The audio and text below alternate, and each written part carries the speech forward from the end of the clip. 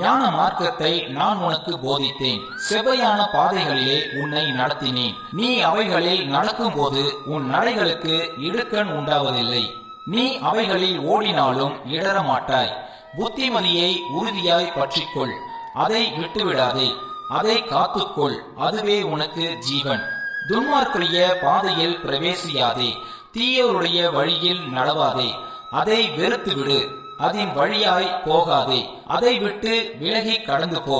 பொல்லாப்பு செய்தாலொழிய அவர்களுக்கு நித்திரை வராது. அவர்கள் யாரையாகிலும் விழ பண்ணாதிருந்தால் அவர்கள் தூக்கம் கலைந்து போம். அவர்கள் ஆகாமியத்தின் அப்பத்தை புசித்து கொடுமையின் ரசத்தை குடிக்கிறார்கள்.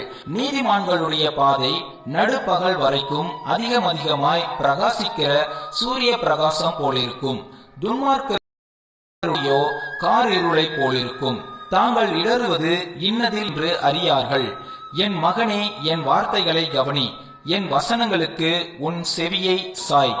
அவைகள் உன் கண்களை விட்டு பிரியாதிருப்பதாக. அவைகளை உன் இருதயங்களுக்குள்ளே காத்துக்கொள்.